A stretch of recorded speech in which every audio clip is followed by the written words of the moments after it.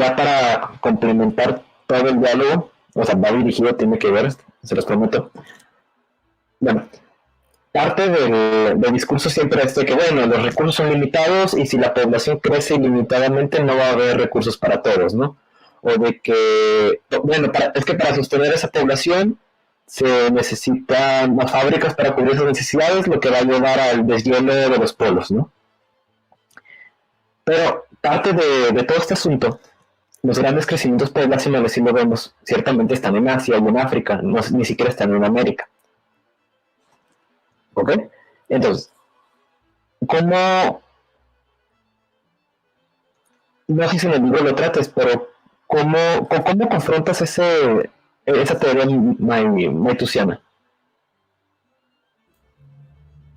Bueno, Ignacio mucho más Bien. preparado que yo, porque yo respondo rapidísimo. Yo como enfrento esa teoría malthusiana, mi caso particular, además de haber tenido el honor de escribir un par de páginas con el querido Ignacio, y yo con la práctica y la resistencia real. Yo de hecho todos los domingos voy a misa, me como un asadazo, voy a la jineteada una vez al año Jesús María y estoy en la búsqueda del tercer hijo. O sea, yo hago lo que puedo en ese sentido.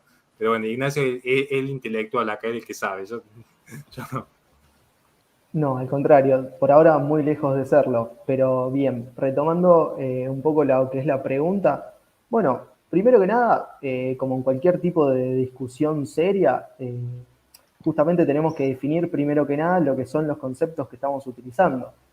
En este caso, yo voy a contemplar siempre la definición de su sobrepoblación o superpoblación que utiliza el propio Paul Ehrlich, ¿bien?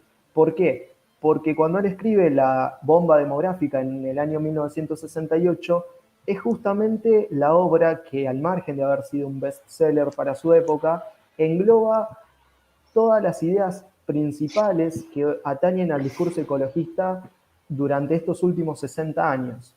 Bien, en este sentido, él en su obra La explosión demográfica del año 93 dice que es preciso diferenciar el concepto de sobrepoblación de lo que se considera la densidad demográfica.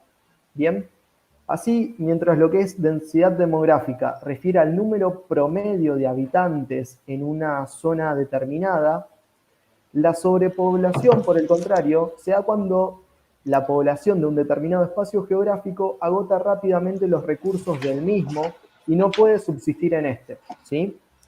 El error entonces radica en tratar de definir sobrepoblación en términos de densidad, porque esto quiere decir muy poco en realidad.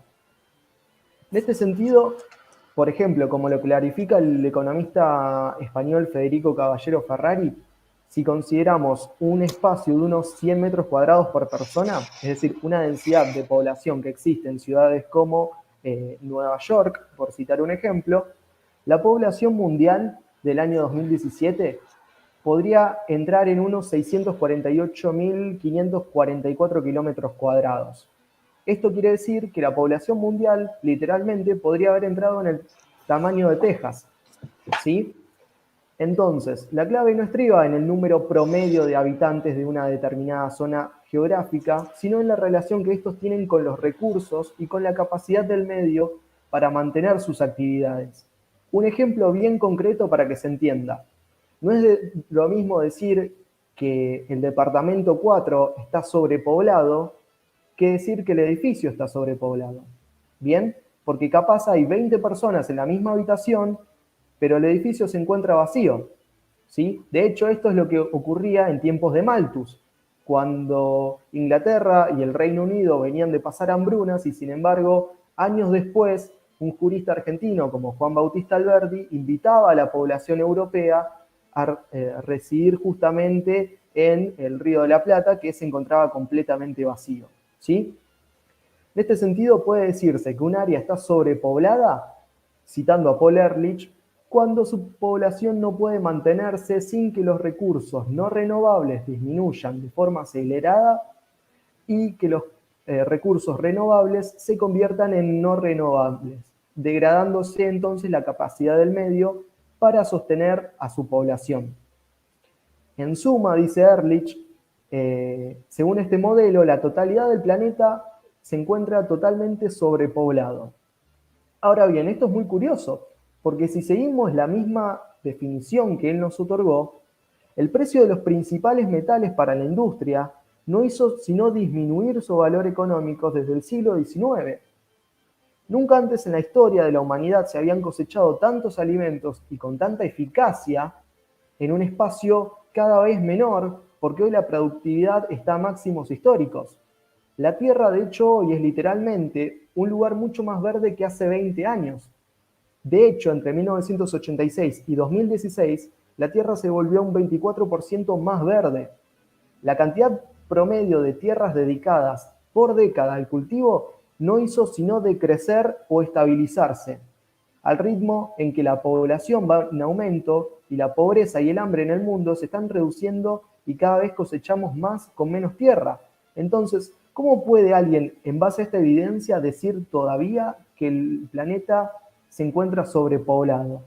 Y nótese que yo estoy usando la misma definición que utilizó justamente el padre del ecologismo antinatalista, que de hecho a día de hoy todavía continúa con repercusión mundial, porque lo consultan grandes entidades como BBVA, BNP Paribas, Carlyle Group, etcétera, etcétera, etcétera. Sí,